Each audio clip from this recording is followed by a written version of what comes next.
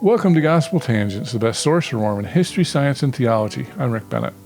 In our next conversation with Dan and Ann Hatch, the president and matron of the Nevada Temple for Christ Church, we're going to talk more about some of the older doctrines in the LDS Church, such as blood atonement and the oath of vengeance. Do they still practice those?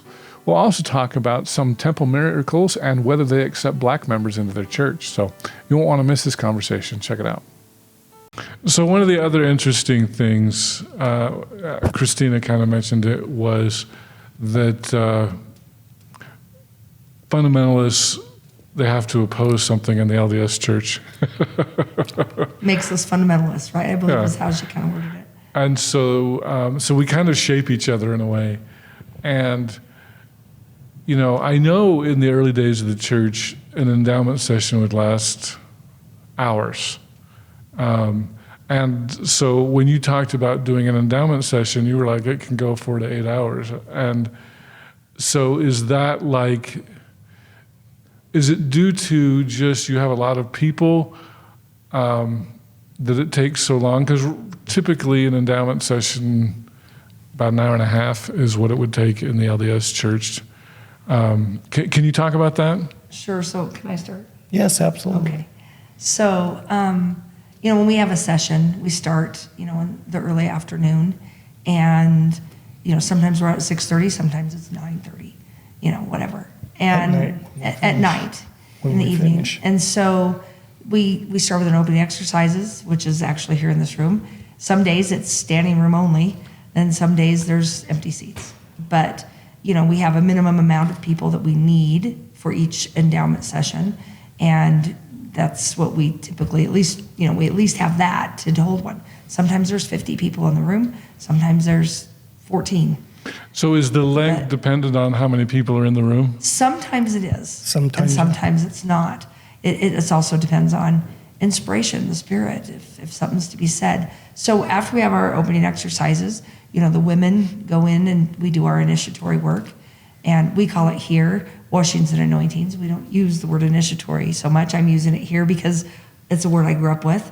And, when I use it here, people look at me, I'm like, washings and anointings. So Okay. We do that. The men go in and they do theirs. And then we go meet in our main room of the temple for our endowment, or like the endowment room, where you guys would meet and watch your film or slideshow, whatever it is today. But ours is a live session. We're acting it out. So that kind of is going to add a little bit of time, and different personalities can make it more interesting and stuff. And plus, maybe that day I've hurt myself or something, and so I'm not walking as well, and so I take a little bit longer to get in the role of whatever I'm doing, and get set up to do the next part. But and we'll repeat things if somebody, we have elderly women that come or people who have some health issues where they're slower, and maybe the person who's leading it, they went too fast, and so they're like, can you repeat that for me? And so we do things twice sometimes. But only just certain parts. Right. Like when your guy comes around or the lady comes around and does those things where I don't know if you still do that, but where you shake hands or whatever. So some of those things, we end up doing twice. Sometimes we explain, we stop, and we're like, do you know why we do this? There's a reason. It's not just because somebody copied the Masons or thought that was a cool thing to add in. There's a reason that we've been taught to do this symbolically. And so we spend some time educating our members, the attendees, the initiates, and say, here's why this happens, so that you understand the importance of that in the whole ceremony process. And so those things can take longer. We have a review lecture, and as a part of the review lecture, sometimes right before or right afterwards, the person up there might be inspired to say a few extra words. And so they take some time, or like the prophet's in the session and he's like, I feel really inspired. Can we pause for a minute and I need to say some words here. And so he gets up and he gives a speech in the middle of the session to the members there for whatever purpose we need to hear it. And plus, in our temple, we take breaks. Well, if it's 4 hours, you better take a break. Right? So, but we have certain places where we stop and, we take off our ceremony clothing and we go back out. We can use the restroom, or maybe somebody's diabetic and they need to eat something, or there's a mom who's breastfeeding and they didn't want to have their baby in the room. We do allow infants up to the age of 1 breastfeeding to come in to the temple with their mom as long as they're in white. But some moms are like, my kid's pretty active at 6 months and they cry a lot or something. And so, we take breaks and they can come out and check to see if, somebody's here that needs to be taken care of and whatever. And then we go back in and we continue on. So sometimes those breaks are 20 minutes or something, and sometimes they're like 5. Okay. And so that's why the longer times. Okay. But we haven't shortened our ceremonies either. Right. We go with pretty much the 1877. Benjamin will tell you, there's some things that were changed later on in maybe the 1930s that we've put into. But he knows all those things, and I just like, okay. But yes, so there, we have a fuller presentation in our ceremony. Now, you do have a dual role. Not only are you the matron of the temple, but aren't you the historian or something like that, or librarian or something? Yes. More than one hat. Yes. So, for my callings of the church, I'm a temple matron. I teach genealogy classes, family history classes for the members, and help them. As a temple matron, I'm a recorder, but I was called as one of the church historians to, write history and take notes of what was said and record them and things. And I am one of the librarians for our church. We have a library here with a lot of very great, interesting, and some unique books that are in there. And I also teach Relief Society. Okay. Many people in our church, 1, we're a small church. 2, many people have multiple roles. Right. Some people don't have a calling. They don't want one right now, or they've asked for a break or something like that as well. So, like, I took a 4.5-year break from teaching Relief Society for, a while. Gave somebody else a chance to learn how to do that stuff. But I'm back at it again. Cool. I'm also called as a missionary. And so is Dan. Dan wears multiple hats too. He's not just the temple president. What else do you do besides temple president? Are you in the Quorum of 12 or 70 or anything? Yes. Yes to both? Not to both. Not to both. I am in the Quorum of the 12 Oh, okay. and set apart for that. I was a 70 apostle for a while, but then I got called to be one of the 12.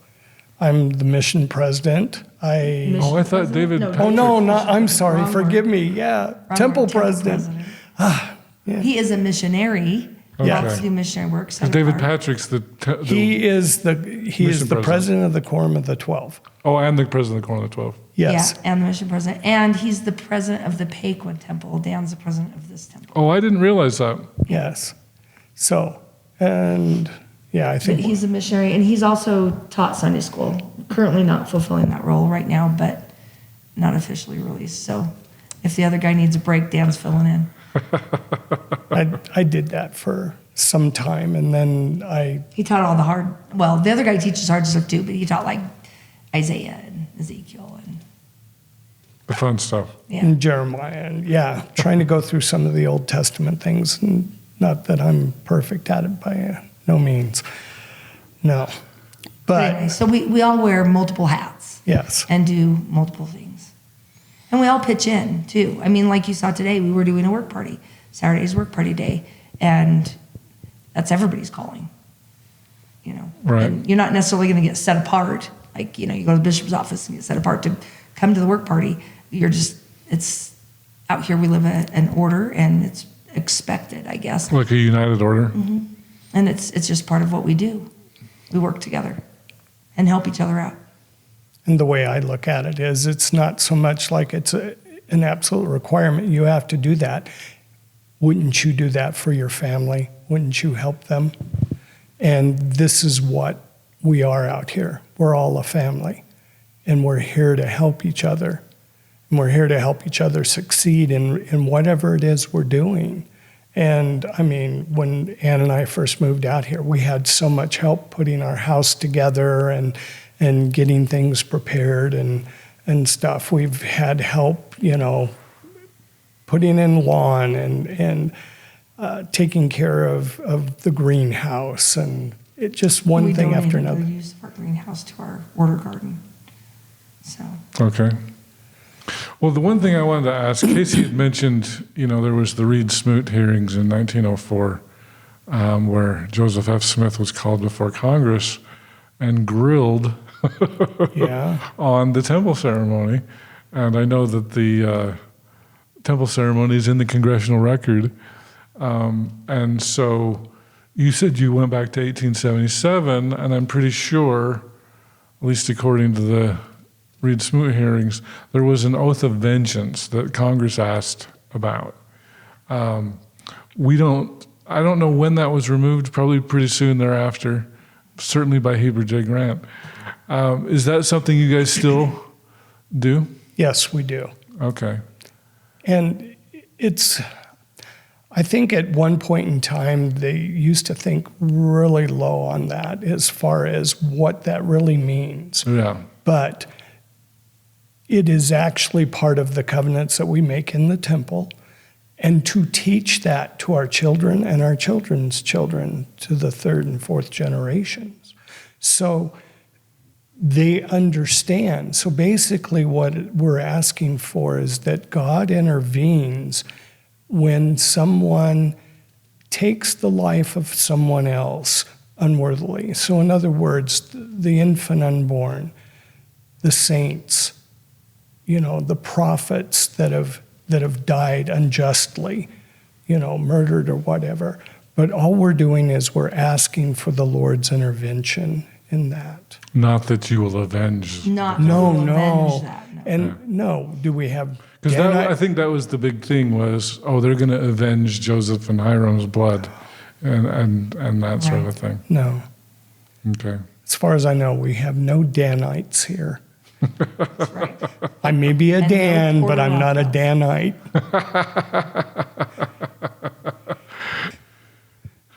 So Will Bagley made a big deal about blood atonement in Mountain Meadows Massacre, and Barbara Jones Brown and Richard Turley have said, actually, I think the Signature's coming out with a new book on blood atonement, because they've said most people greatly misunderstand blood atonement.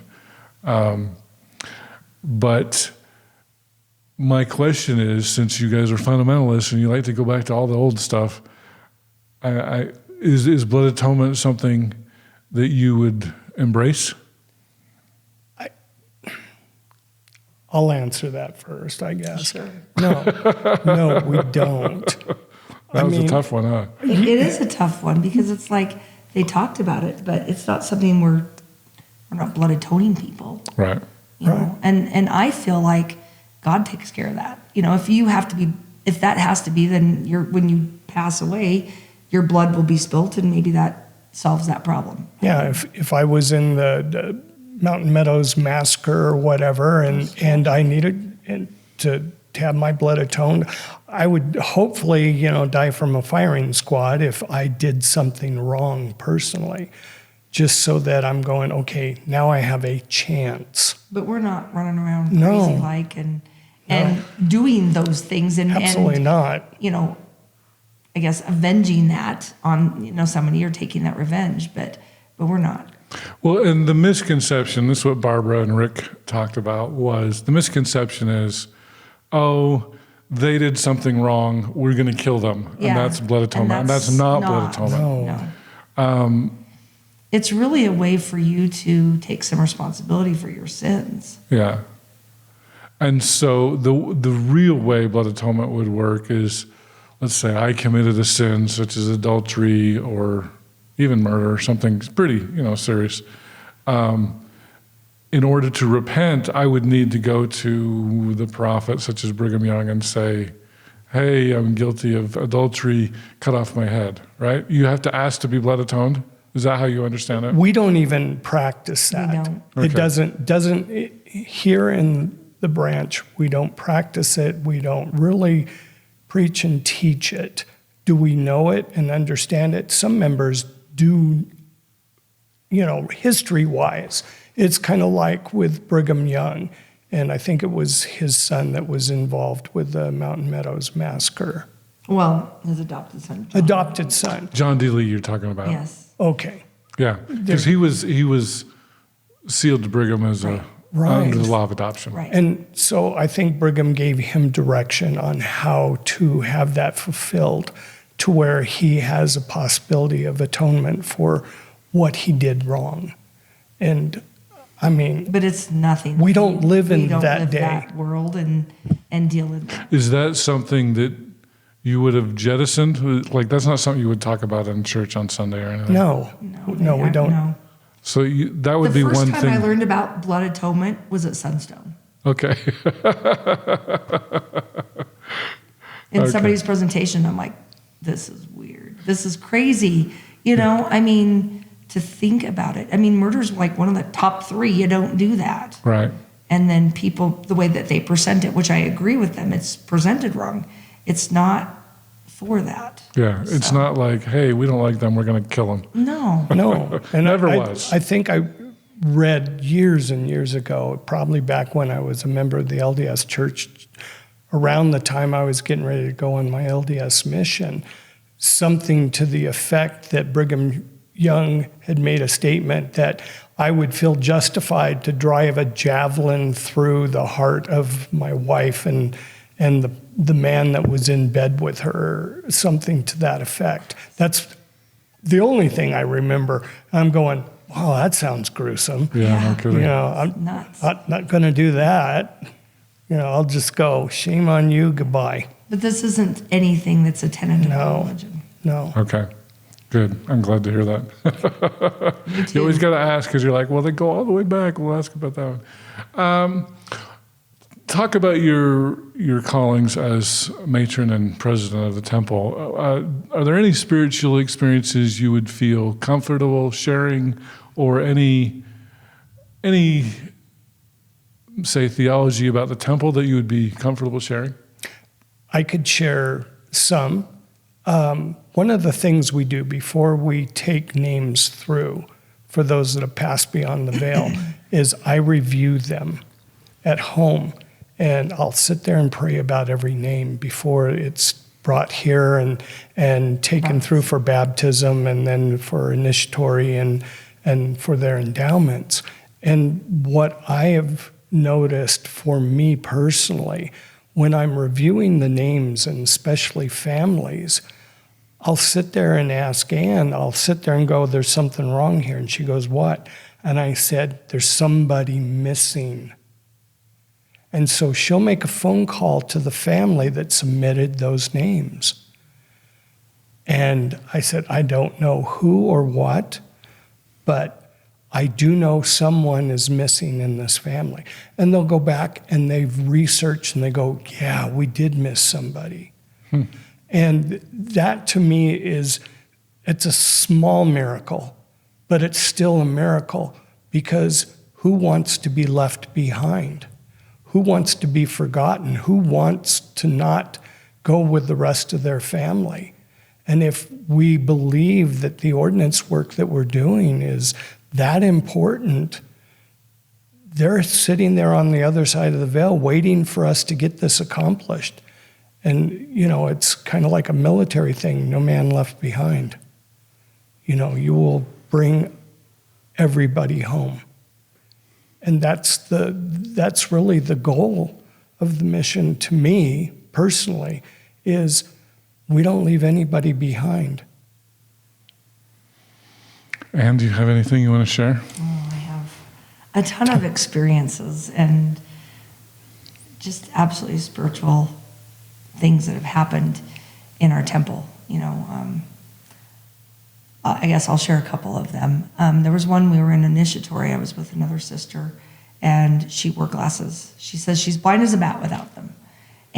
But you know, you take them off, and we have a little shelf they sit on, and we move them from room to room with them so that they don't lose them if they want to do it that way. And she had taken them off, and we had been through the washing part. We were on the anointing part, and she's crying in that booth with me. And at the end, before we went to the next one, I said, you okay? You know, and hand her a Kleenex. And she said, I don't have my glasses on. And I could read, because we hold the paper. I mean, some of us have them memorized and some don't. But the women who are in doing the proxy work want to read it. And so they kind of read upside down as they're holding it, or they hold it so that they can see it. When she was holding it, she's like, I could read every word. It popped out on the page at me through the whole thing. And when you put your hands on my head to seal that, I felt more than your hands on my head. And she says, I know that this person I'm taking through wants to, and I feel like I saw the words as she saw them, as she heard them. And she goes, I don't know where my glasses are. And we went back in the other booth and got them. And you know, I mean, that was very moving. It was very interesting. But I know, I mean, we don't like pick a session and say, okay, we're going to go do all the, you know, John Doe's names right now, right? We don't do that. We pick our family names and take them, you know, similar to what the LDS Church, you have your option of taking your own family name through or taking somebody else's. And so we do that here. But this one time there was a lot of people from one family who were attending, and they all picked from the same line, and some of them the same family members, right? So it was like a whole family was in the room at the same time. And I remember as a temple matron, I don't sit in the rows with all the sisters. I sit kind of off to the side in the front a little bit so I can see what's kind of going on, and if somebody needs help or something, I can get up and go quietly take and help them out. But I looked up one time in the middle of the session and I said, wow. And I remember I said that out loud. And the sister kind of sitting over here in the first row, she looked at me, she goes, what? You know? And so on the break, I was like, when I looked up, there was someone standing behind every person in the room. And I believe it was their names. You know, there's been several sessions where we felt, you know, our family members who've passed beyond the veil. You know, Brother Jerry, Christ has been in this temple. Several of us have seen him. Some of us have smelt him. Some of us maybe have seen his aura or just felt his powerful presence in the room. And I mean, that started the dedication of this temple, you know, and it's maybe not there every session. I think he has other things to do, but he has definitely been there for some pretty amazing things. Is this because you've got two temples, there's this one here in Nevada and the other one in... We have Technically three. Oh, I didn't know. I would say that that's probably more of an endowment house, and it was only used once or twice, but it's still dedicated and could operate if need be. Oh, okay. We used that one before we had this one finished. And where is that one? It's here in Nevada somewhere. Oh, there's two of them in Nevada. There's two in Nevada. Two in Nevada, one in Utah. One in Utah. And you guys are a pretty small group. We've got, do you have less than 1,000? Around 200 people, 200. 200 in this community? Well, 200, probably all 200-ish altogether. Worldwide. Yeah. We do have worldwide, members. membership. Okay. So we do have some. Where's your farthest member away? Brazil. Southern Brazil. Oh, wow. Sao Paulo. And then here before too long, we've got to go to Spain. There's a young lady there that desperately wants to be a baptized member of the branch. For several years, we just haven't, just circumstances. She's moved from a country to another country too, so that didn't kind of help. But, and then we have a member in Europe as well. Okay. And we have people that attend our online Zoom meetings that are held in northern Utah from around the world as well. Is that Benjamin? He conducts Schaefer those, yeah. Conducts those, yeah. Yeah. Well, for the most part. Sometimes Ethan's there. Sometimes David conducts. Mm-hmm. Yeah. Patrick. Okay. I hope you enjoyed our conversation with Dan and Ann Hatch, the temple president and matron for Christ Church Temple in Nevada. In our next and final conversation, we're going to talk about the articles of faith that they have, some of their revealed hymns, and a stricter word of wisdom, but it's only available to newsletter subscribers. So go to gospeltangents.com/newsletter, and I'll send you a secret link to the final part of our conversation. If you go back into the Journal of Discourses, it was taught in the early church to abstain from cocoa-containing products and swine flesh, and that is also part of our word of wisdom. Oh, so no pork? No pork. No pork and no Oh. chocolate. So what you had Kill was me now, right? Oh my God. Thanks for listening, and I hope you to continue to enjoy Gospel Tangents. Consider becoming a Patreon or go to gospeltangents.com/shop, and you can get a cool tie, a hat, or even a nice mug. You can also get a sweatshirt. So check it out at gospeltangents.com/shop.